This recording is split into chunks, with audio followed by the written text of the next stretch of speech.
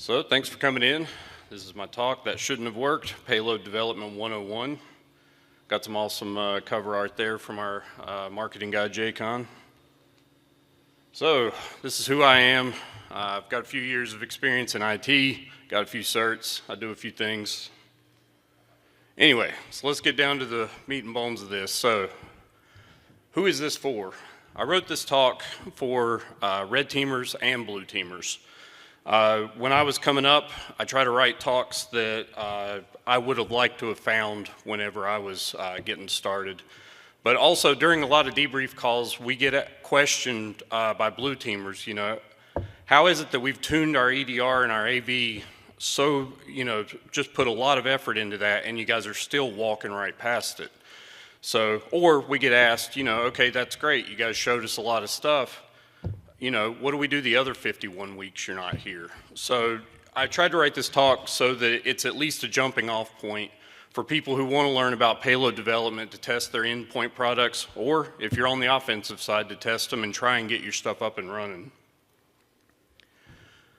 So payload development is a cat and mouse game. What works today might not work tomorrow.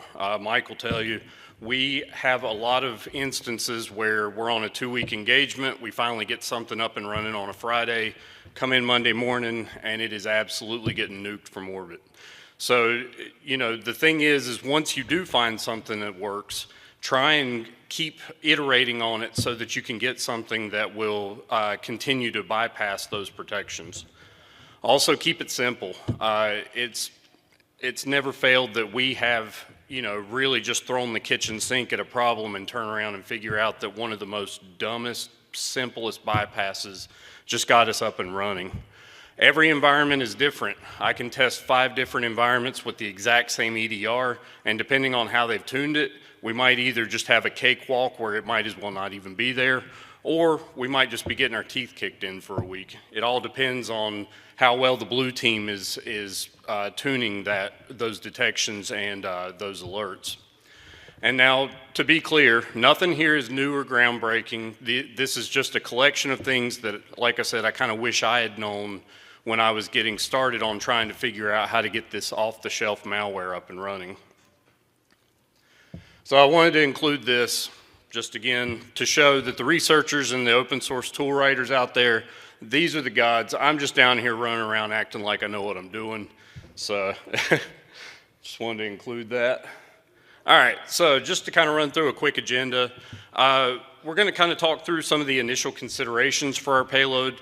We're going to talk about just the initial protections, like just the baseline, easiest stuff that we need to get around. Then once we do get up and running, we need to talk about the sandbox, which we'll go into more here in just a little bit. We need to talk about some static detections for when we need our payload to either live on disk or live in memory. And then we'll talk through some of the most common execution methods that we use. At the end, I'll have a couple slides that'll have some resources for training and for stuff you can go out and look at on GitHub.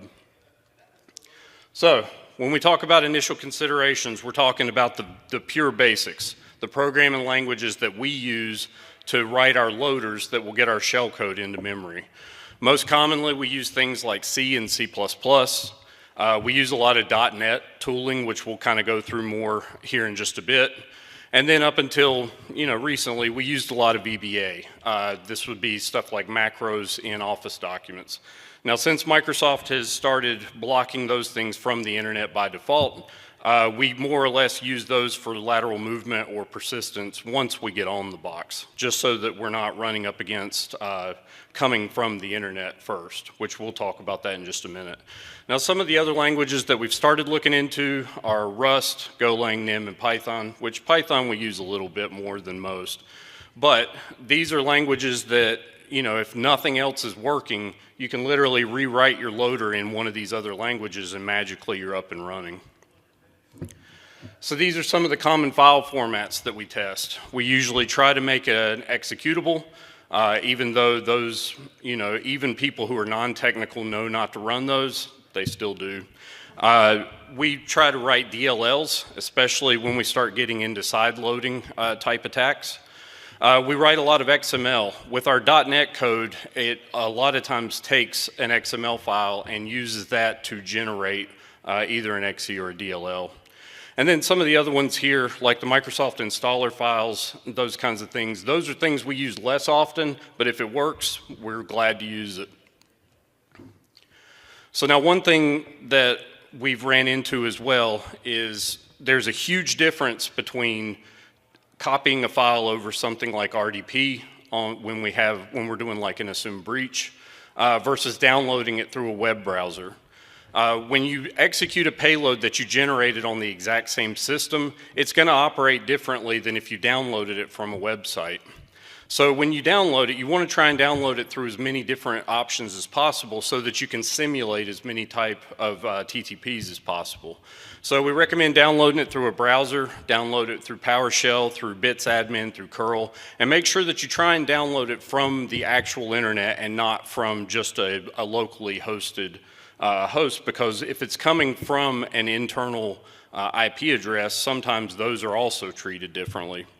Now, when we download through a web browser, something gets attached to the file called a zone identifier. You might have also heard of this called the mark of the web.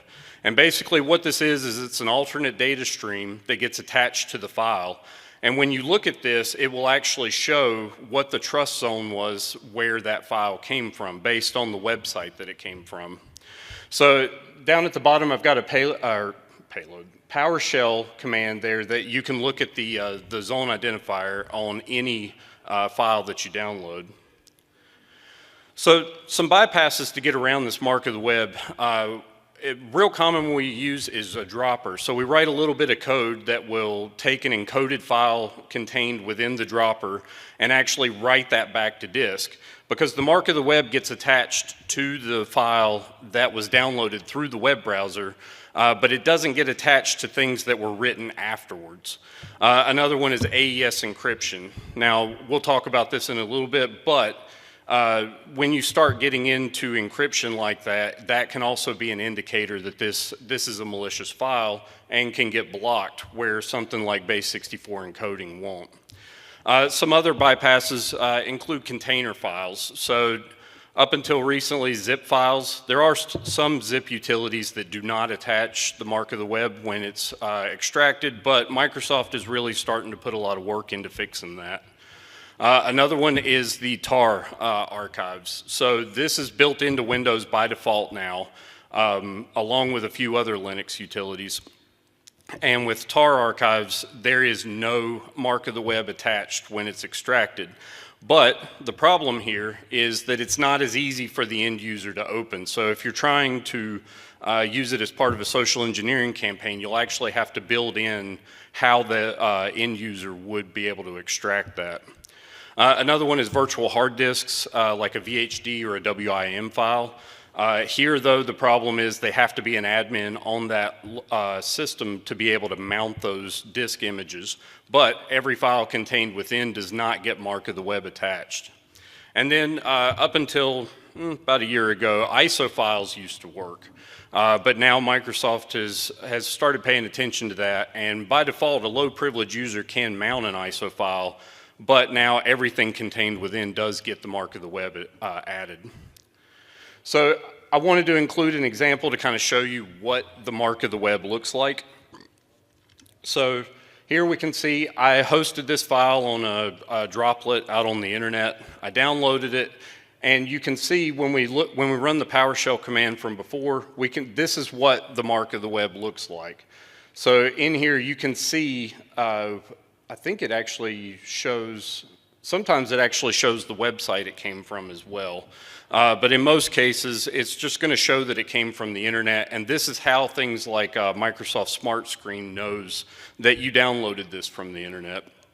Now, at the bottom, I tarred the same file, I hosted it on a website, downloaded the tar right back to the same directory, and when I extracted it, you can see that there's no zone identifier attached. So now that we've talked about just a little bit of the baseline, we'll talk about getting around some of the initial protections and detections. So in Windows, Microsoft implemented something called the Anti-Malware Scanning Interface, or AMSI. What this does is it gets loaded into every process through amsi.dll, and this is basically how Defender can see and scan for signatures for malicious files that you may be trying to execute. And since this is loaded in user land, it can be bypassed because it's fully writable by the user. So the problem, though, is, as we said earlier with the cat and mouse game, Microsoft is watching for those bypasses, so now you have to figure out how to get around the bypass for the bypass, that kind of thing. So to talk through some of the bypasses, one of the easiest ways, just like with most antiviruses, just modify the signatured strings. There's tools out there, such as like Threat Check, where it will basically break the file up into chunks and send that through the AMSI detections and see what gets flagged on, and then report that back to you so you can tell what the offending bytes are. In a lot of cases, once you find that signatured string, it's usually as easy as just going in and modifying that. It can come all the way down to the names of the variables you used if it's an interpreted language. It can also be things like it's just executing a certain thing at a certain time, so you can just throw in some pointless code before that, and now you've magically bypassed the signature. Another bypass was the AMSI scan buffer patched to 0 size. So the way this works, AMSI is going to read that file into memory, and it's going to scan for the signatures. And if you just tell that the scan buffer that it's 0 bytes in size, now it can't read the file in, so it says, all right, everything's good, we're good to go. So and because, like I said earlier, since this is in user land, you have full control over what that DLL does in your processes. Another one is AMSI checks to see if it initialized correctly. You can actually just patch the AMSI init failed function to return that AMSI never loaded, and now you're operating without any repercussions there. You can also use older tools that did not have AMSI integrated, like PowerShell version 2. It's as simple as just passing a version flag with the 2, and this will get you a PowerShell session, if it's enabled, up and running with no visibility at that point. And if there's a website, amsi.fail, this will actually give you a bunch of randomized AMSI bypasses in PowerShell, and which still work to this day, because they use a lot of obfuscation techniques that are randomized on every request. So you can usually get up and running with something from there within a couple tries. So once we've got around AMSI, though, another feature that Microsoft built in was the event tracing for Windows, or ETW.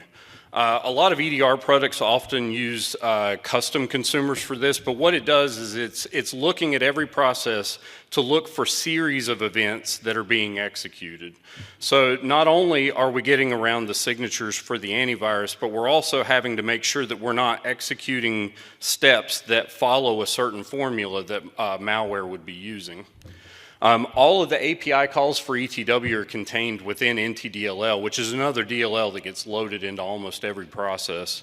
It can be bypassed, but detection of tampering with it can also be detected. So again, you have to either find something that doesn't get detected when you're bypassing, or you have to have that in consideration as well.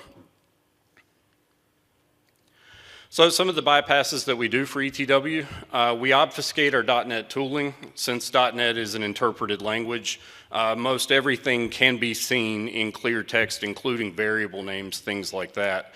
So we just changed the known strings. Something as easy as using Mimikatz, you can change the stuff to Mimidogs.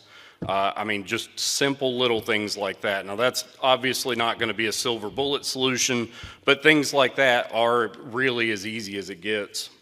You can also change the namespaces. So in .NET, you have a namespace for your entire runtime. If you go in and change those namespaces, a lot of times that's enough to break the signature. You can also change the default titles. So in the metadata for compiled applications, you'll see things like the title, the GUID, the product number, things like that. Those are usually set in projects that you download from GitHub. If you just go in and change those before you, either at compile time or before you compile, those will usually get you around a lot of signatures as well. You can also patch the API call hooks for ETW. Again, because it's loaded into your user land process, you do have full control over this, but a lot of security products are watching for you to tamper with that, or they're doing continuous checks to make sure that ETW is still up and running.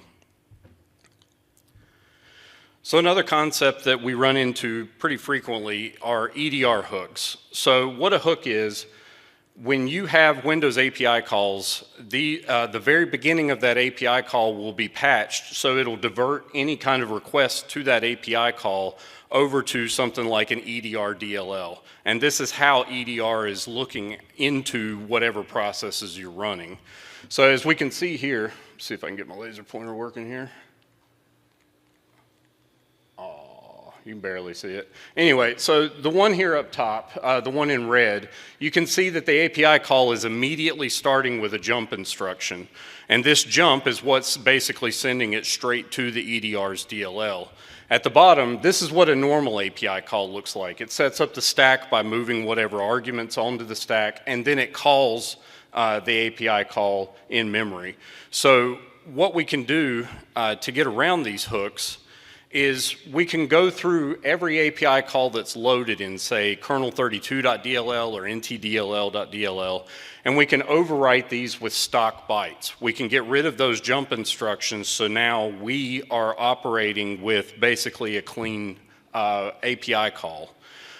We can also overwrite the entire DLL and process memory with a fresh copy from disk. We can literally just, as soon as the program loads, pull the actual, say, NTDLL off disk and load it into memory, and now we've overwritten any kind of hooks that are there. But again, this can also be a pretty big red flag that something's going on that EDR needs to look into more.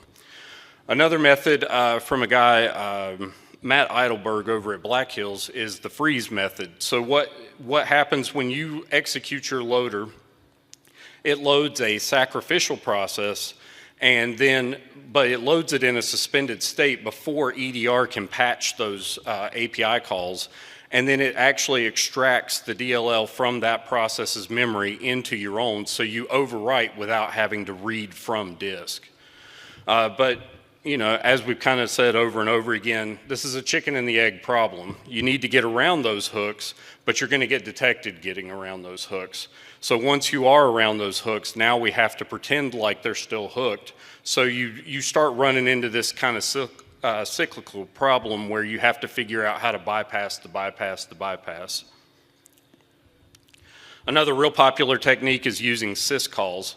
So in Windows, there are API calls that begin with either an NT or a ZW, and all of these are just proxy calls to a kernel function.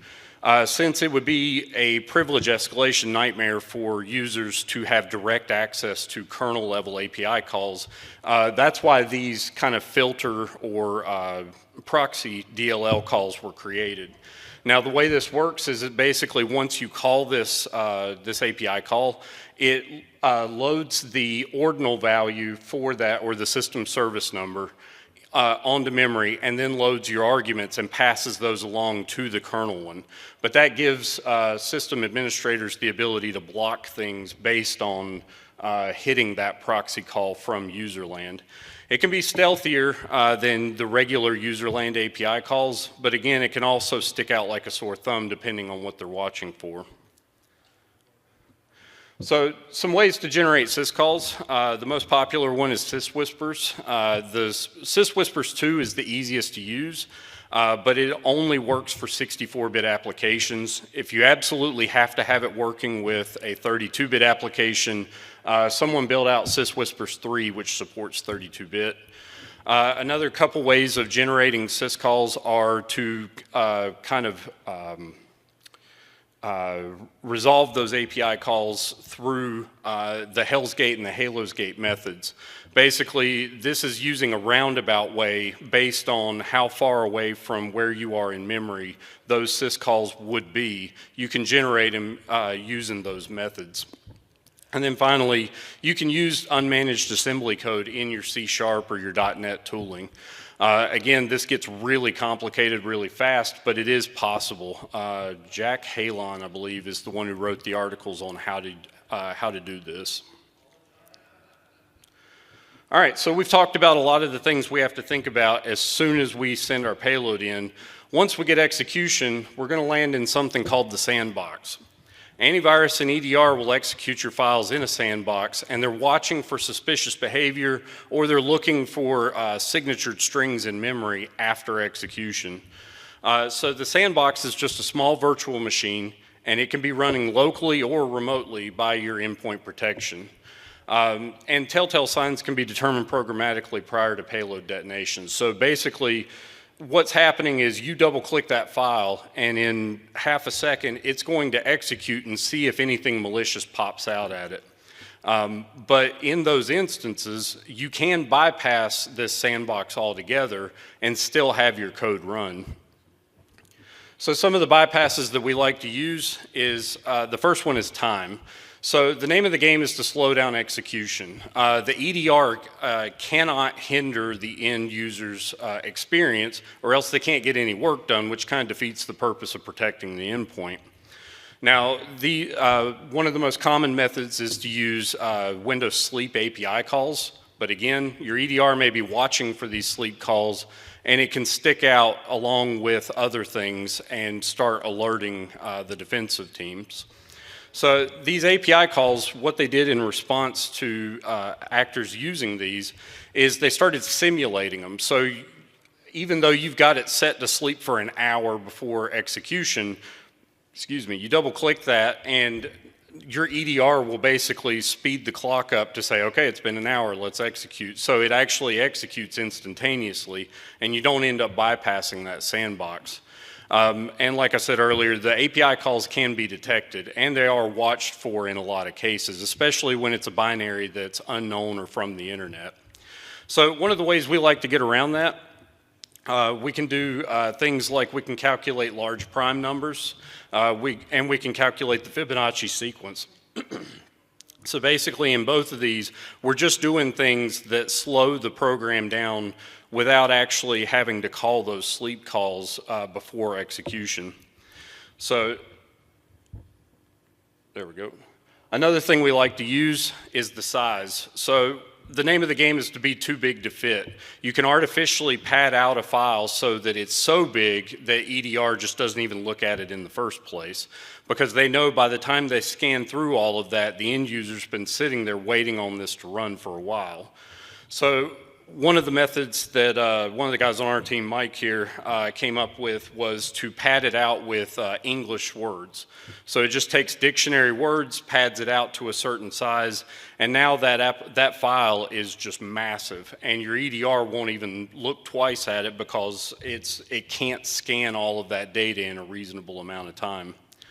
Another method is from Matt Eidelberg over at Black Hills, again, called Mangle, and it'll pad it out with zeros. The good thing about the zeros is that even though the file is artificially huge, when you zip it back down or throw it in some kind of archive file, it goes back to its original size because it just removes all those zeros. But the problem there too is when there's a massive amount of zeros on the stack, you now have another detection because programs don't do that normally. So with Mike's method, using English words, that makes it look like a more legitimate application, albeit pretty huge. So another one is we can look at domain status. We can check if we're in the target environment. If we knew ahead of time whether this machine was supposed to be on a certain domain like example.com, then we can check that before we allow our code to execute.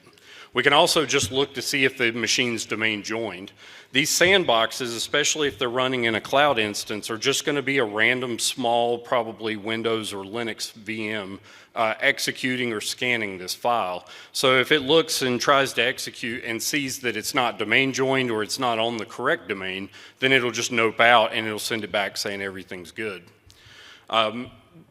The only problem with checking for the correct domain name is you have to know the internal domain name ahead of time. So again, this, you might find it during your recon, you might find it during a social engineering part of the test, but you do have to know that ahead of time. So there's a whole list of other things too, and there's ways we can determine whether we're in one of these tiny VMs for the sandbox. So we could look at stuff like monitor resolution, amount of RAM, the MAC address, those kinds of things. These are all things that a normal user would have something set to 1080p, 4K, something like that for their monitor resolution, but that VM may not even have a monitor attached. So those are things that as soon as you make that check, it'll bypass the sandbox and then go right back to the user. Another thing is looking at whether there's debugging processes attached. A lot of times when a blue team gets a hold of our malware, they try to execute it with a debugger so that they can jump ahead to where our shellcode will be eventually decrypted in memory or decoded. So if we see that those processes are attached, we can just immediately nope out. So there's a GitHub repo called Check Please, and Brandon Arvanaghi and Chris Trunzer wrote basically a lot of these checks in a ton of different languages, which I've got a lot of them listed here. And basically they break it down into whether we're trying to enumerate a real user is executing this, or we try to look at things on the executing host, like what we have listed over here on the left. So if you want to see examples of how these sandbox bypasses are working, or just looking at code samples, this is a great repo to go through. All right, so we've got around all the initial detections and protections. We've gotten around the sandbox. Now we need our payload to live on disk or in memory at least long enough to give us that sweet, sweet callback. So most of the time we're trying to load position-independent binary shellcode with our loader. We're going to store this in program variables, and these can often be detected at rest. If you just take regular shellcode from something like Metasploit, slap it in your loader, it'll get detected by pretty much every endpoint protection product out there. And they're looking for signature byte patterns. They're looking for large data sections with high entropy. So entropy is basically just randomness. It's looking for something that looks very out of place, very odd. If there's no explanation for why there's so much random data sitting inside this application, then a lot of times it'll be marked as suspect or just blocked outright. So, and when you do encryption and encoding, this will also increase the randomness. So some good ways to get around this. We can store the data using known or common data types. One popular one is using the universal unique identifiers, the UUIDs, or sometimes it's called the GUIDs. Basically, these are 32 character strings that are all conforming to the same byte patterns as like hexadecimal. So when you store these as strings in your loader, you now have a reason to have all these randomized strings of characters. Another thing is you can just embed your shellcode in the end of a JPEG or a PNG and then extract it back out at runtime. A lot of applications have embedded images in them, so when you have this in here, you can actually pull that straight out of the image file at runtime, and now you've got your shellcode back in memory. And then you can try mapping the bytes to lower entropy data. Again, Mike Saunders here wrote the tool Jargon, and what it does is it maps all of the possible 255 bytes to a dictionary word. So for example, 0x01 is set to cat, 0x02 set to ball, etc. And then once you have that, you can store an array of words in your loader, and now you've lowered the entropy because this looks like a legitimate application. And then at runtime, you just basically map it all back to the correct values, and you've got your shellcode around any kind of detections. Another thing we like to use is just using a different encryption key every time. Mike has written a lot of generators for us where every time we generate a payload, even though it's the same shellcode every time, we're using a different encryption key or a different encoding method so that it's getting around any kind of signatures and at least getting us to the endpoint. So some other things is to look at static signatures. Sometimes just the compiler that you use is all it takes to get around a detection. If everything gets compiled in Visual Studio, you can just bounce over to something like the minimum new for Windows compiler, the MingW, and all of a sudden your payload is just sailing right through without any issues.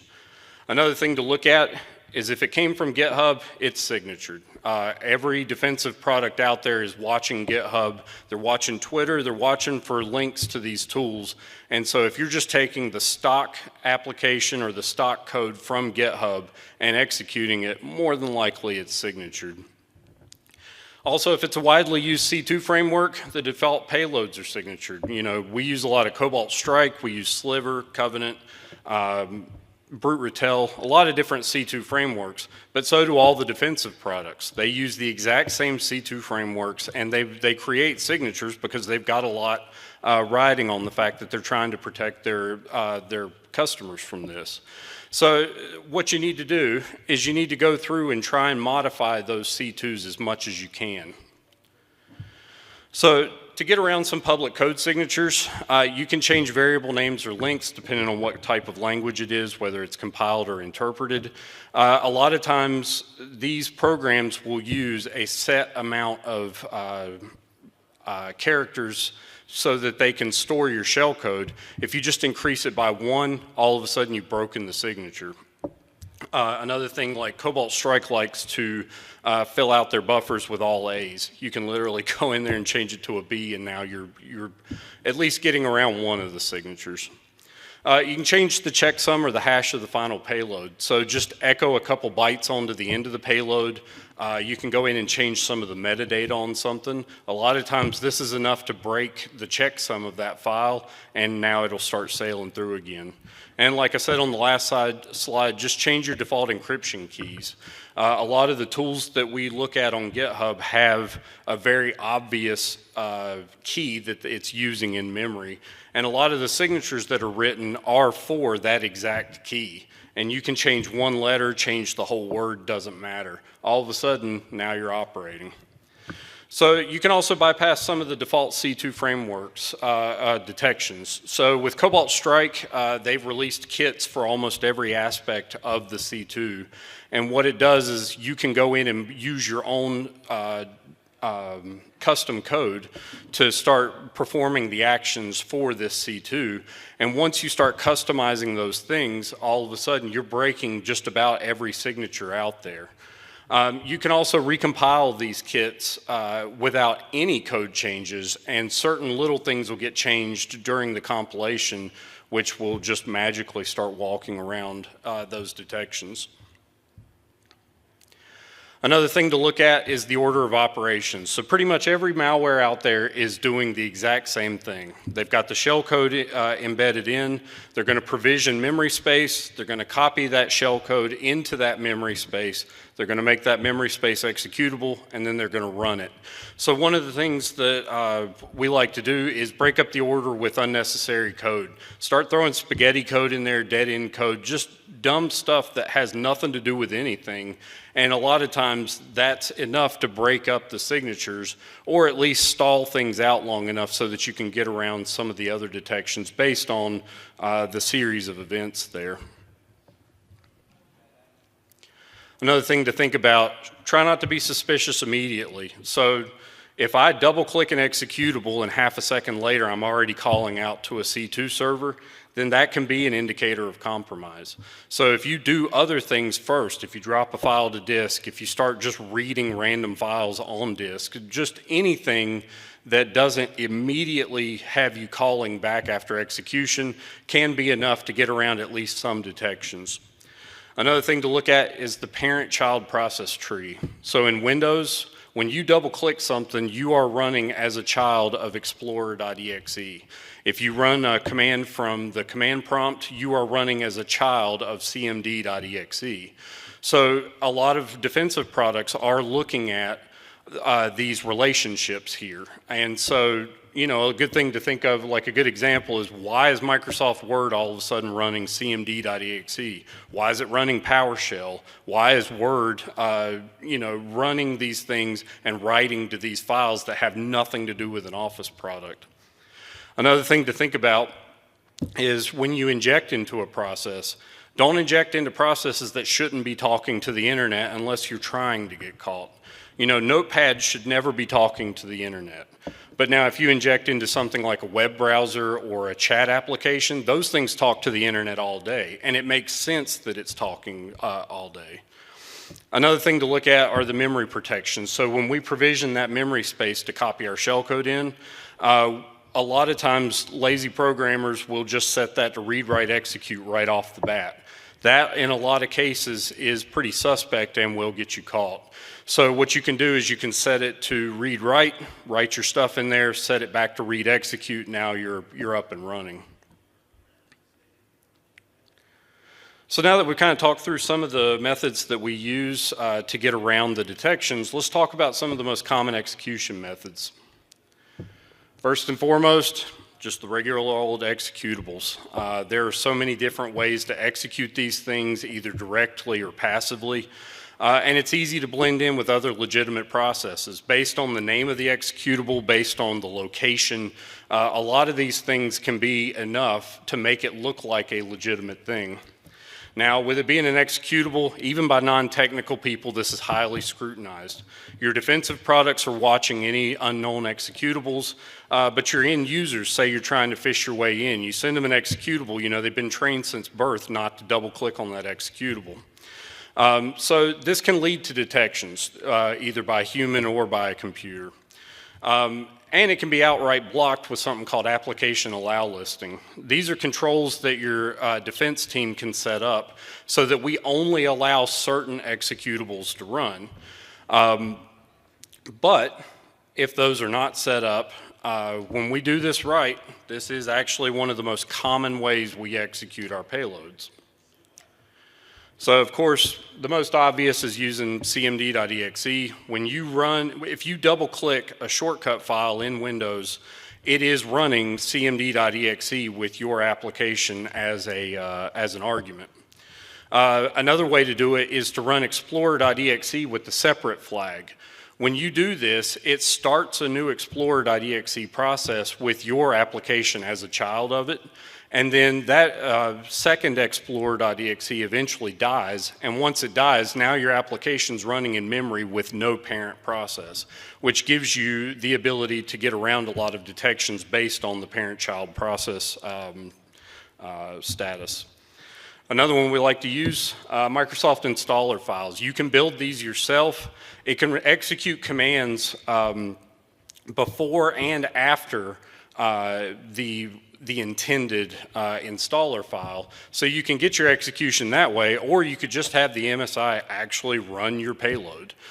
Because this will run as a child of the MSI installer process, it can look a lot more normal, especially based on the names of the applications that it's executing. Also, there are some registry keys that, if they're set, will allow an MSI to run with elevated privileges even if the user doesn't hold those elevated privileges.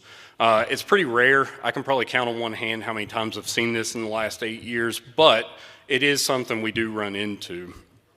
Again, like we were saying earlier, running shortcut files. Based on your social engineering, this can work really well. I've had tests where before the mark of the web was being applied to ISOs, we would send in an ISO file and we'd literally just rip apart like a Zoom or a WebEx installer file.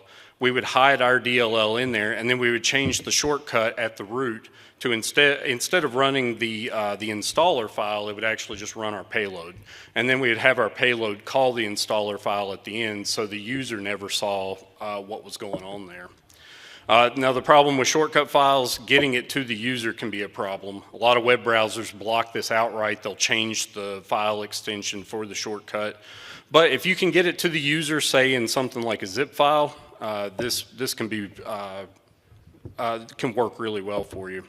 And then another thing are service binaries. So when you have a service running in Windows, this is ran by the service control manager, and they are a different kind of executable than just your standard run-of-the-mill portable executable. So a lot of times once we get on the endpoint, we'll find that we have write access to where a service binary would be. So we'll throw our executable in there and replace the actual service binary, and now we're running with all of the privileges that that service binary would have ran with, plus we have persistence.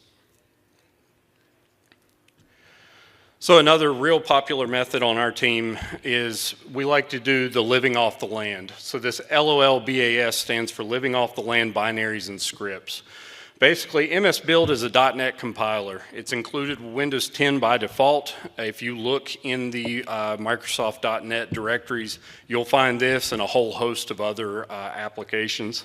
And it can execute C# code that's in an inline task file. Now this inline task file is XML, so it's all text. As long as there aren't any signatured strings in that XML file, it can be downloaded pretty much from anywhere. From a web browser, from a WebDAV share on the internet, you know, it's pretty much up to you. The execution command is literally just as simple as msbuild.exe, run it against the payload XML. This is also an application allow listing bypass. Very, very commonly, because this is signed by Microsoft, we are able to get execution with MS Build because it's signed by Microsoft, and by default, when you set up application allow listing, you are allowing pretty much all Microsoft binaries. And like I said, just because it's a text file with the XML, it can pretty much bypass most signatures because it's not an actual executable. So another cool thing about MS Build, you can change the file extension for the XML file to CSPROJ, or a C# project file.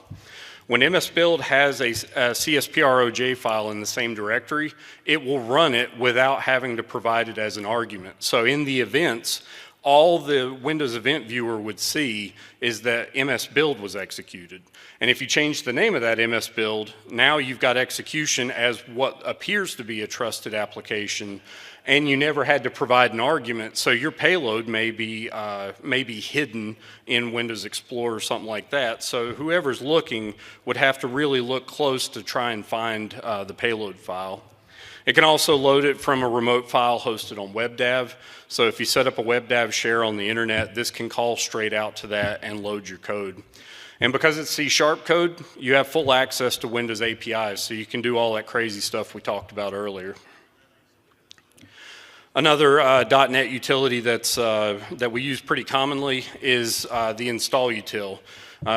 As the name implies, it's the installation and uninstall utility for .NET. Again, it's included by default, and it's an allow listing bypass because it is signed by Microsoft. Now, you have to compile the code either into an executable or a DLL, and you're going to have to drop this to disk. So that's going to take a little bit of extra consideration because .NET is an interpreted language, so all of the code is easily viewable on those files. So your endpoint products will have to be able to, or you'll have to be able to get around those endpoint products to make sure that you can drop this to disk. Another thing is install util is not a very common process. So for long-running install util processes, this can also be an indicator of compromise. So the command is literally, here we're looking at the uninstall command. It's just as simple as passing the /u flag with your DLL or the path to it. Now, in this case, if you don't provide some of the extra flags like not logging, then this is also going to spit out a log file, which also can give your defensive team timestamps on when this occurred. So there are extra flags you can pass in to make it a little quieter and not write to disk. But kind of like I was talking about earlier, you know, we would take the DLL for install util, throw it in amongst a bunch of other DLLs and installation files where we ripped apart an MSI for like Teams or something like that. And then we would just change the shortcut so that it's executing our DLL with install util instead of actually executing the installer. We can use that during social engineering campaigns. And then you can just make a link file. either in your ISO or just send it to the user. If that DLL is sitting on a WebDAV share, you can also get execution that way. And then this is one of my favorites. So we like to use proxy DLLs. So basically, the proxy DLL, this is legitimate function from Microsoft. What it does is it's a way to kind of shim in more functionality to an application while also still loading the actual DLL on disk. And what it'll do is it'll export all of the functions that would come from the legitimate DLL and then forward those requests onto the legitimate DLL while also executing your code. One good example is version.dll listed there. That gets loaded in almost every process. And it's a pretty simple DLL. So if you export all those functions and you proxy those requests, you can now kind of shim yourself in with executables. One of the biggest things we like to use with this is, let's say there's a service binary, we have write access, but we do not have access to stop that service. What we can do is we can drop a proxy DLL next to it if this application is looking for that, and it'll do something similar to a DLL hijacking attack. In Windows, when the DLL that it's looking for is not in the directory immediately listed where the binary is, it'll start going through a search order and looking until it finds it in the path variable. So as long as you're appearing higher on the list of those directories that it's looking through, your DLL will get loaded first, and then the application will continue to run because it's proxying all the requests to the expected DLL. One cool tool to generate these pretty easily is the Spartan Proxy DLL generator. It's pretty much as simple as feeding it your shellcode and a couple arguments, and you can generate proxy DLLs for pretty much every application out there. So as I said earlier, you can drop these in a directory with a legitimate executable. Anytime applications are installed in the user's app data folder, this is writable by that same user. Excuse me.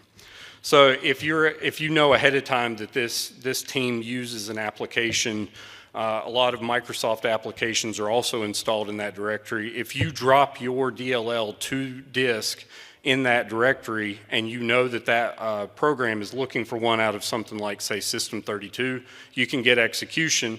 You also get persistence because now you're going to get loaded every single time that application loads. Now the attack chain's also broken here, so instead of just immediately executing our C2 call out as soon as we double click that executable, we could just have our executable drop a proxy DLL into a directory with, say, one of these applications, and now we've broken the attack chain because now it's not going to get loaded until the next time that application loads, which could be an hour from now, it could be a day, it could be a week. But we also, again, we've gotten persistence and initial access all in one shot that way. So in conclusion, I wanted to include a couple slides here that kind of talk through some of the training, some of the resources that I've used. So up here at the top, it's not necessarily training, but it is very, very well explained code samples and why you're using that code. So the 0xPat blog basically walks through a lot of different ways of getting around sandbox and detection. And the Cocomelon C blog is a lot of different shellcode loader methods. Basically, the second one there, every time a new shellcode loading method comes out, this guy pretty much tries to understand it by generating some code himself. And you can find just about all of it with explanations on his blog. So for some paid training, I would say the Sector 7 courses for malware development, they're dirt cheap. They're like $200-300 a piece, and there's like 6 or 7 of them. They are worth their weight in gold. The MalDev Academy, this is something that I haven't had a chance to review, but I've read a lot of good things, and the two guys that run that put out a lot of really interesting code on GitHub. I have to say that, you know, we also have a red teaming course. Basically, we teach red teaming from top to bottom. During that course, we do teach you how to write a lot of these loaders with a lot of methods that we didn't talk about here. But it's more of a course for teaching red teaming from top to bottom with a CTF that kind of lets you try out everything we teach during the course.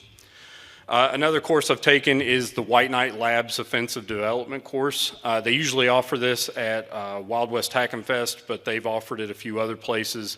It's also pretty cheap, and those guys definitely know their stuff. And then finally, the 0-point security red team ops course. Again, this is kind of a top to bottom red team course, but they do have you writing malware. And if you pass this one, the second course that they offer is nothing but writing malware and evading EDR. So I wanted to include some resources here too. These are awesome code samples to dig through and find new methods of getting your payloads up and running. First and foremost is Donut. This will take any C# code and basically spit out an executable, a DLL, and it uses a lot of methods for obfuscating and getting your code up and running. Another one is the UPX Packer. They've got a lot of different methods for getting your payload around static detections. Now, with it being as popular as it is, it's very possible that just by using the UPX Packer, that can be signatured, but it is definitely something worth looking at. I talked about this tool earlier when we were looking at how to get rid of EDR hooks, but Freeze, you know, Matt Eidelberg's wrote a lot of really cool tools, and you'll definitely be able to learn a lot of techniques looking through stuff like that. Another one is Dark Armor. It's another one where you basically feed it a payload and it spits out an execution method of your choice. We've had a lot of luck with getting around EDR using that. Another GitHub person that I would highly recommend is checking out mgeeky. So the one I linked here is Protect My Tooling, which has just a whole menu of different payload protection options for packing, obfuscating, and ways of getting around mark of the web, that kind of thing. But definitely check out the rest of his repos as well, because there's just a ton of tools that we use pretty regularly there. And then finally is Confuser EX. This is a tool that was written to obfuscate .NET code. It'll basically go through and throw in spaghetti code. It'll change all the variable names. We've had a lot of luck with just running our .NET tooling like a stock Rubius or something through this, and magically we're up and running again. Now, another tool I would talk about is MacroPack Pro and Shellcode Pack Pro. So these are two tools from the Ballast Kit team. And we use these pretty regularly as well because they use a lot of techniques that are well known, but a few that aren't. And we've had a lot of luck with running our shellcode through, you know, 2-3 of these tools and just kind of taking a layered approach, and all of a sudden, you know, we're basically operating and they have no idea we're there. So some takeaways. Malware development is an entire field of its own. I mean, you can do pen testing and never do a bit of malware development in your life. There are people who that's all they do is malware development. So, you know, I wanted to say that just to say that it is a very vast field that takes a lot of learning. It's not as simple as just taking these concepts and magically writing something that bypasses all this stuff. Also, this talk is an inch deep and a mile wide, so I wanted to set it up as a jumping off point so that you have some kind of a roadmap to look at some of the different protections that you're up against. And if you are a blue teamer who's going to apply this knowledge, we want you to think, you know, okay, cool, I now understand why I'm getting around my EDR. Now I need to figure out how I can detect this and how I can stop it. All right. Questions? Yes, sir. Do you find increased success rates tweaking the assembly directly? Tweaking the what now? Assembly. Oh, the assembly. Yeah, we've actually, okay, so the question was, do we have success with getting around detections by just tweaking the assembly directly? So are you talking about after compilation? Okay, so yeah, ahead of time, like prior to compilation, yeah, we tweak a lot of the default strings. Like when you run it through Confuser EX, it tweaks a lot of those things. But we also, like I was saying earlier, you can literally just cat some random file onto the end of that assembly, and it breaks a lot of signatures without affecting any of the functionality of the application. Any other questions? All right, I wanted to talk through a couple things real quick. So on Discord, I'm Covers. We have a Discord for Red Siege. If you go to that link there, you'll find the invite. Also, every Wednesday, we have somebody from the security community come on and just talk for 30 minutes. There's no slides, no sales pitches. They're literally just coming on to talk about a topic that they're interested in, and they will, and it's pretty much mics are hot, so anybody can ask questions at any time. But we do it for 30 minutes, pretty strict on the timing there, but we have a lot of interesting people come on every week. And then if you're looking for the slides, go to that link there. I'm going to have those updated this weekend with a couple things I had to add back to this. But yeah, if you go there now, there's a PDF of all the slides. And then if you're interested, here's kind of a lot of the services we offer. But that is my talk. Thank you.